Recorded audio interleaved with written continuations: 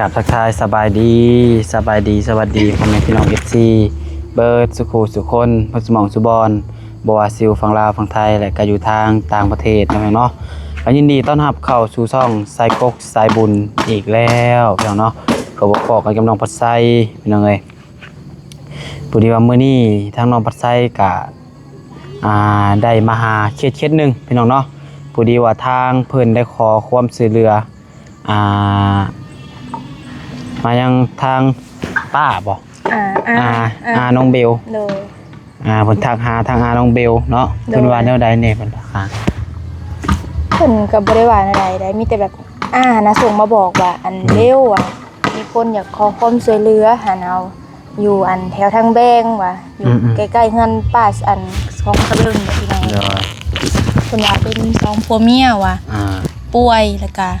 ลูกอัน2คนติดคุกแล้วก็มีลูกอีก2คนก็อยู่น้ำเพิ่นนั่นแหละพี่น้องเอ้ยแต่สำนี่เลยนะทางเสร็จมาบอกซาเบลนะแล้วอยากให้ซาเบลมาเบิ่งน้ำซาเบลก็เลยพาบ่าวไซมามื้อนี้โอเคแต่พี่น้องไปเฮาก็บ่ยังหลายเพิ่นว่าเฮายังบ่ฮู้ข้อมูลรายละเอียดอีหยังอันนี้แค่ข้อมูลคร่าวๆว่าได้ยินแต่ว่าเพิ่นว่าสมมาบอกขอความช่วยเหลือตอนนี้เพิ่นอยู่กัน2เฒ่าแล้วก็มีลูกน้อยน้ำ2คนว่าซั่นพี่น้องเนาะเดี๋ยวจังได๋ก็สิลองเข้าไปสัมภาษณ์เพิ่นก็เข้าไปหาเพิ่นลองเบิ่งพี่น้องเนาะว่าเพิ่นเป็นแนวใดถ้าซั่นใดเฮาก็ยังบ่ฮู้พี่น้องเอ้ยเนาะแต่ก็มีทางทีมงานเข้ามาแล้วทางน้องบัดไซให้ทางเบาเมฆกับเบานิวเข้ามาก่อนแล้วพี่น้องเนาะเพิ่นน้องใส่หาก็ได้เบิ่งงานแล้วก็เลยเข้ามาเบิ่งนำกันพี่น้องหลายๆคนก็ทางทีมงานก็กำลังสิเข้ามาทางเขาไอ้หลอกไอ้ลี่ก็เพิ่นว่าสิเข้ามาอยู่พี่น้องเนาะโดยไปซั่นก็น้องเบลจับกล้องเลยก็ได้ไปนายผู้ใดหยุดก่อนแล้วกันนะไปตรงนี้อย่ารถเข้าไปไว้ในตัวใดเด้เกิดเห็นเนาะหลังมีบ่โอ้คุณอยู่บ่เนาะสบายดีโดยมีคนอยู่บ่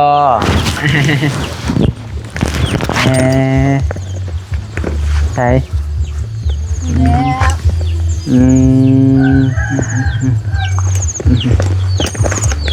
พี่น้องเลยสบายดีแม่โดยสบายดีโดยใช่นี่บ่เพื่อนลุงพลบ่โดยนี่แหละลูกล่ะที่ว่าขอความช่วยเหลือหาบ่โดยใช่เดี๋ยวเอามานอกพี่ได้บ่สมัยเอามาพี่ได้อยู่ลูกเป็นยังใช่ซะผู้ลุงพลได้ซะลุงพลก็อยู่นี่แหละใช่เพิ่นอยู่เพื่อนนี่บ่ลงมาเด้อลงมาได้เพิ่นโอ้ได้พากันโซพบกันลูกหลาโอ้สบายดีพอสบายดีใส่เสื้อให้เด้อพอเด้อลูกมาได้อยู่บ่บ่สิใส่เสื้อเด้อเพราะใส่เสื้อให้ใช่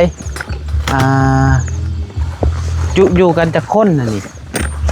อยู่กัน4คนลูกหลาอยู่4คนโดยมีไผในอันนี้อยู่มีลูก2คนแล้วก็พ่อแม่นี่แล้วจะมีลูกอีก2คนโดยแล้วคนนึงก็ยังน้อยลูกหลานยังทำมาหากินยังบ่ได้ลูก2 ปีแต่ถ้าพ่อเพิ่นออกมาก่อนใส่ลูกด้วยซะลูกเพิ่นยังขึ้นลิ้นน้ำมูอยู่เทิงคุณนอนหมอก็เป็นหนี้เขาต้องเป็น10 ล้านเลยลูกยังไม่เห็นทำอะไรแม่ก็เลยคอออกมาแม่ถึงเบาหวานถึงขาดเลือดแม่เลยได้ปวดแต่เบาหวานเลยเลือดนั้นมันใส่บ่ได้ลูกแม่ยังบ่มีเงินลูกก็เลยว่าคันเห็ดยังน้อยนึงแล้วอยากไปหน่อยนึงก็อยากวิ่นแล้วก็มาล้มนอนลงวิ่นแล้วก็มาล้มนอนพ่อเพิ่นน่ะเป็นหยังซะพ่อเพิ่นฮะเป็นนั่น อันนั้น วันลูกเป็นปอด เป็นปอดเพิ่นนะเป็นคนละอย่างนะลูกว่านี่ อืม ก็ไปนอนห้องหมอแล้วก็ลายคืนเติมเลยแม่บ่มีเงินมีคำแม่ขอเพิ่นออกมาลูกหลาน เพิ่นพ่อเพิ่นรับป่วยดนแล้วบ่ โดนแล้ว เมื่อยแห้งบ่พ่อยันว่าเมื่อยก็ไปนอนก็ได้นอนพักผ่อนก็ได้โอเคอ่ะยันพอแล้วเมื่อยแห้งคือนั่นนะมันจะนอนบ่ได้แต่นอนอยู่อย่างเดียวเลย เพิ่นก็ไอกินยายังก็บ่ถอยสักความไอค่ะ เดี๋ยวถ่ายแป๊บนึงเดี๋ยวถ่ายทางลูกเพื่อนร้านเพื่อนมากก่อนแป๊บนึง ได้เบิด นี่มีแต่ลูกชายเบิด4 คนเลยบ่2 คนเลยบ่ โดย ลูกเจ้าแท้ๆมีจักคน ลูกแท้ๆกันมี2 คนนี่แหละ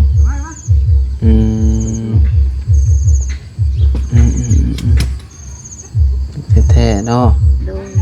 แม่นบ่ผู้ใส่หมวกนี่บ่ ไม่เห็นเลยว่ะปัญญางขึ้นไปหลินน้ำมูก อ๋อ เมื่อยเด้ลูกเอ้ยขาดเลือดตั้งเมื่อยเลยเหรอคันจิตไปดำเนินใส่เลือดอีกก็ติดหนีหมกตั้ง10 ล้านเลยจักที่ซอกที่ห้ายังขึ้นบ่ออกบ่เขาอันนี้ก็คนนั้นใจดีเขาอีดูสงสารคนในบ้านนี่แล้วติดต่อมาให้คันว่าเราเสือเป็นซอยเป็นสู้ให้ดูสงสารว่า โดยก็ได้ยินอยู่เห็นทางอันน้องเบล โดย เห็นที่เจ้าบอกน้องเบลบ่ซื้ออาแก้วอะไรอย่างนั้นนะฮู้จักกับเพิ่นบ่ อันฮู้จักกับเจ๊ย่อมแล้วติดต่อให้ เท่าน้อมสักผ่านนี่ โดย โอเค สักผ่านนี่แหละลูก โอเค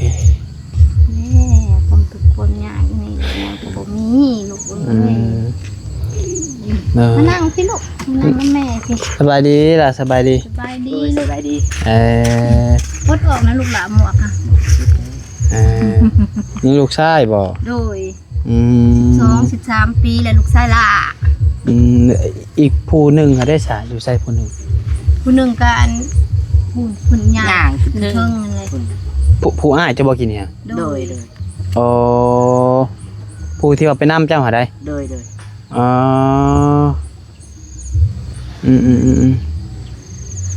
โอเค โศกทำมาหากินยังแม่ก็หายังบ่ได้แต่ก็ยังเราเก็บผักหักหน่อไม้ขายพอได้ซื้อข้าวซื้อน้ำมื้อละโล2 โลลูกเอ้ย ทางเมย์ซื้อในใดก่อนจัน แม่ลำเงินลูก เมย์ลำเงินโดย ซื้อพอหันซื้อคำพ้น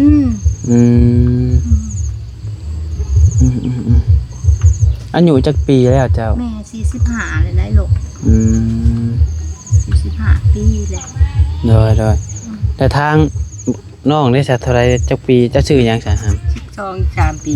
เจ้าชื่อหยัง ซื้อข้าวสุกสวรรค์ สุขสวรรค์ โดย เข้าโรงเรียนอยู่บ่ ปัจจุบันนี่นั่นแม่หาเงินบ่ออกบ่เข้าเลยคือสิบ่ได้เข้าเลยแม่สังเกตเบิ่งแต่ลูกนี่บ่อยากออกทั้งหายทั้งห้องกูแหละเมื่อวันเขาหาโรงเรียนมีหมู่มีครูแต่สภาพมันเป็นแบบนี้สิส่งลูกบ่ได้ลูกเอ้ยแล้วแม่ก็ตำต้อยน้อยใจลูกหลานผู้เดียวก็รถสิบ่ได้ส่งลูกแล้วเป็นแบบนี้ เพื่อนนี่อยู่กัน4 คนเนาะ โดย แต่ผู้ทางอ้ายเพิ่นกินนี่เพิ่นเฮ็ดเวียกหยังซั่น อันปัจจุบันน่ะเนาะ โดย คันคนบ่ตกเนาะเขามีผู้จ้างคุณย่างกับไปรับจ้างเขาลูกหลานเป็นกรรมกรเขาแต่แม่หายังบ่ได้คือบัดนี้แหละแล้วก็เก็บผักหักหน่อไม้และได้กินบัดหาได้ก็ได้กินบัดหาบ่ได้ก็จนจุจนหูกินกูแล้วลูกข้าวน้ำแกงปลาก็ได้ โดยผู้ลูกชายกกเจ้าหาผู้กกบ่ผู้นี่กินนี่จักปีแล้วนะ ชาวปลายปีก็ได้ลูก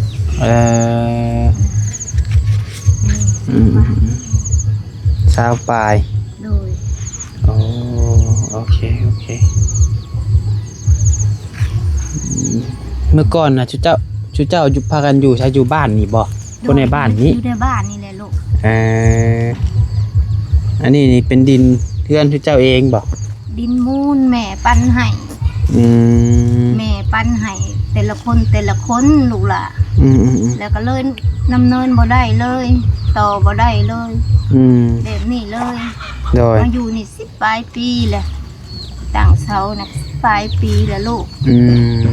หายังบ่ออกหายัง เฮือนนี่ตั้ง20ปลายปีแล้ว โดย โอ้นี่นะพี่น้องเอ้ย เป็น10 ปลายปีแล้วลูก ที่กระเดอยู่มี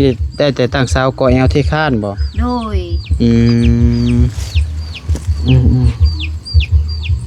นายถามน้องอยากเข้าโรงเรียนอยู่บ่ อยากเข้าแล้วลูก ฮะ สอบให้ลูก อยากเรียนอยู่จักปีแล้วบ่ได้เรียนฮะกัดปีนี้บ่ปีกายนี่ก็ยังเรียนบ่ พี่กายนี่ก็เรียนม.1 ลูกปีนี้ก็ยันม.2 น้องค่ะน้องอยากเรียน โดย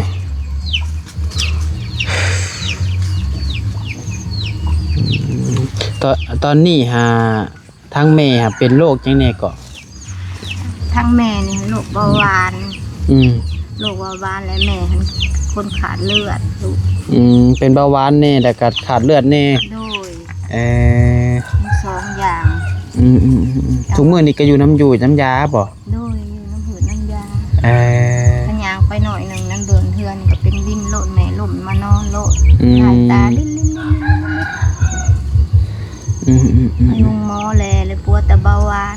โดย แม่เอ้ยสิใส่เลือดบ่2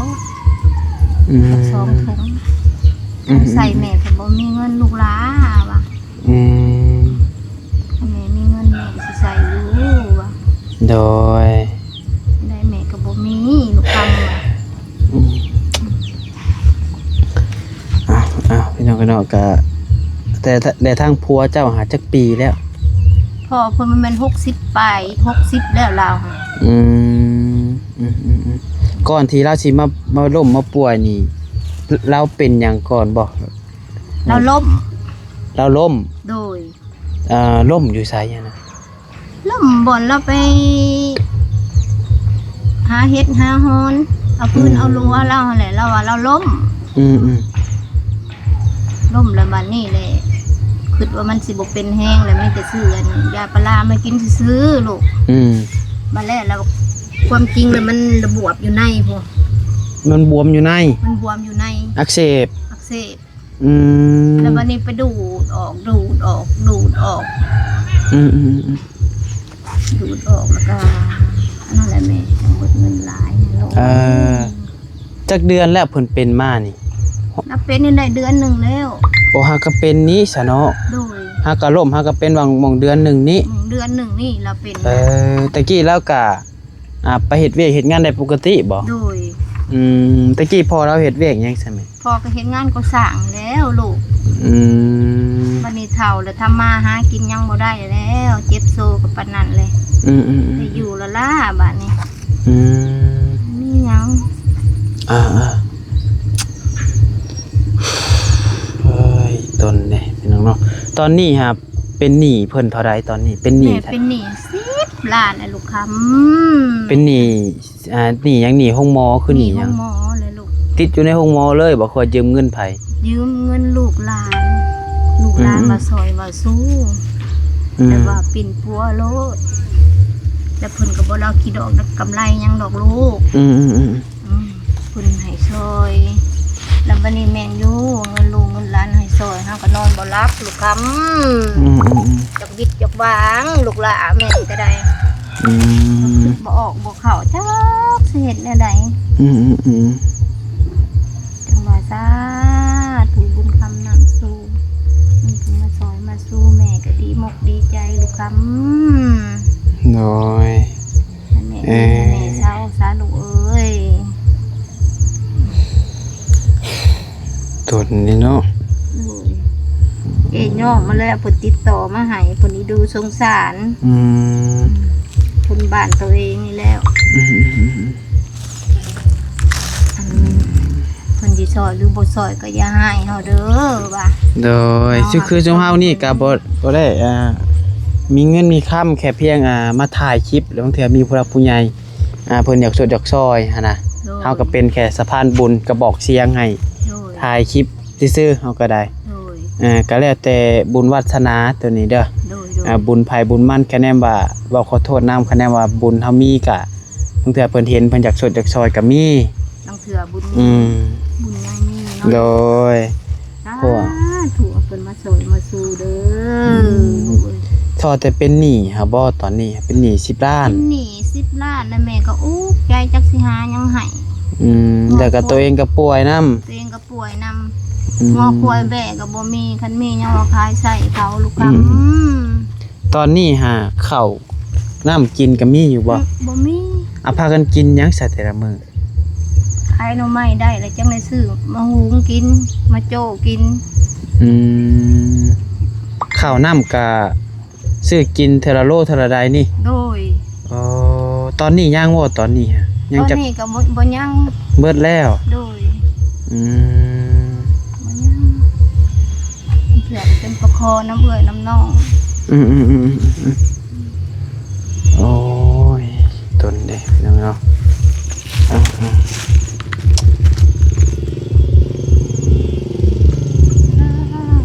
คำนำสู้มาซอยลูกเด้อลูกถ้าเพิ่นดูสงสารมาซอยมาสู้แม่แน่แม่ได้กินข้าว ซึ่งว่าเพิ่นเบิ่งคลิปนี้อยู่คะแนนว่านั่นเจ้าอยากให้เพิ่นซอยหยังที่สุด แม่ค่ะ โดย ความจริงนี่อยากให้ซอยเขาน้ำจับปลาอยากให้ซอยเห็ดเพื่อนเห็ดซ่านผู้แล้วแม่อะลูก สิ่งที่ว่าจำเป็นจุดสุดเลยตอนนี้คิดว่าตัวใดอ่ะ ความจริงนี่แม่อันอยากให้ซอยเขาน้ำจำปลาแรงง่ายกับซอยเพื่อนลูกคำคำเป็นซอย อยากได้ข้าวน้ำกิน โดย ข้าวกินกับอยากได้เฮือน โดย อืม ยังกับบุมีลูกค โอเคำน้ำกินแรงง่ายกับบุมีลูกเพื่อนซ่านก็อยากอยู่น้ำโมอยู่ตูบนี่ก็มาหลายปีเลย10 ปลายปีแล้วลูก 10 ปลายปีแล้วว่าอยู่ตูบนี่ โดย โอ้เบิ่งพี่น้องเอ้ยเด้อนี่แหละพี่น้องเนาะตูบเพิ่นซ่านเพิ่นก็ได้อยู่กัน4คนแม่ลูกเนาะ โดย ไปเดี๋ยวสิพาหายางเบิ่งอ้อมๆเพื่อนสิพาหายางเบิ่งนี่โอเคแม่ยางบ่ได้เนาะโอเคให้น้องเพิ่นก็ได้อันนี้เนาะนี่พี่น้องโอ้ยเฮือนซานก็ได้นี่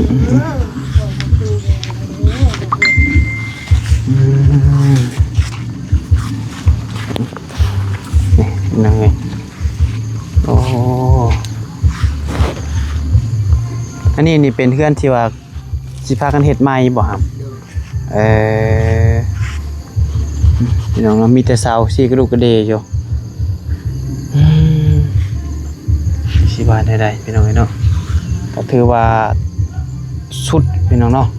โอ้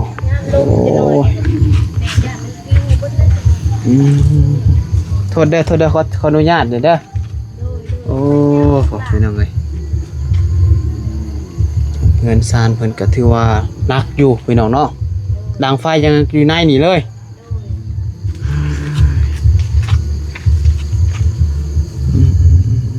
ดีแต่ยังว่ามีดินอยู่เนาะดินของตัวเองปั้นให้โอเคไปมาพี่ก็ได้ไปมาเฮือนนี่ก็ตั้งได้10 ปลายปีแล้ว โดย โอ้ ลูกเป็นเกิดหญ้าเกิดยุ้งลูกคำ ถ้าเป็นไปได้นี่จากเขตเฮือนหลังนี้ให้แล้ว โดย แล้วก็อยากกันได้ข้าวน้ำกินโดยโอ้ยบ่มีได้แต่ลูกจะกินย่างเก่งนั่นไงเต็มเลยครับก็และสภาพเพื่อนซานคือว่านักเอาเรื่องอยู่พี่น้องเนาะ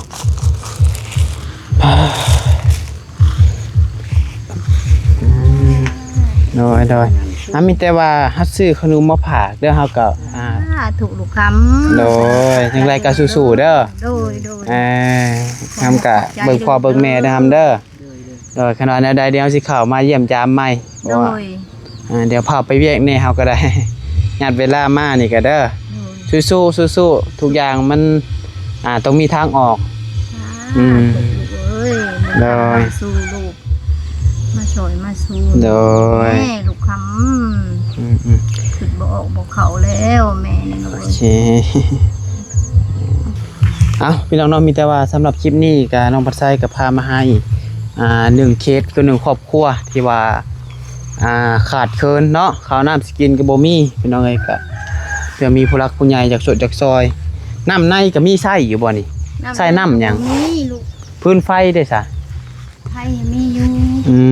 บ้านแม่หาเงินบ่ได้ก็จนกินหัวน้ำพลผู้ได้ลูกหาเงินได้แน่แล้วก็แบ่งซื้อข้าวซื้อน้ำตุกแน่ลูกเอ้ยมันธรรมดาเนาะเนี่ยชีวิตคนเฮามันเลือกเกิดบ่ได้เนาะโดยลูกจังได้ก็สู้ๆได้มีตู้เด้อโดยสู้ๆเด้อทำเด้อถ้ามีโอกาสสิเข้ามาเยี่ยมใหม่ถูกทุกคำโดยไปพี่น้องเนาะโอ้ยเบิ่งเฮือนซานแล้วก็เสาก็คือว่าสีลงล่ะพี่น้องเอ้ยเนาะตัวนี้ตัวหนักอยู่พี่น้องเนาะเติบหนึ่งไปมีแต่ว่าสำหรับคลิปนี้น้องมาไซขอจบคลิปปิดคลิปไปเพียงเท่านี้ก่อนเดี๋ยวจังว่ากันเนาะถ้ามีผู้รักผู้ใหญ่อยากสดจากซอยทางครอบครัวน้องเพื่อนกะน้องมาไซกันยินดีเป็นสะพานบุญให้เด้อเพียงได้ฝากเนี่ยกะเป็นอีก1ครอบครัวเนาะที่ว่าทุกข์ยากพี่น้องเอ้ยกะผัวกับป่วยเมียกับป่วยเพื่อนกะข้าวน้ำสกินกับบ่มีพี่น้องเนาะและพวกเราทุกข์เท่าไรผลแห่งซ้ำพี่น้องเอ้ยไปจังว่ากันอยู่ดีมีแห้งส่งมาลำรวยบุษกุสุคนพิพาทประการใดขอโทษขออภัยนำเด้อบ๊ายบายสบายดี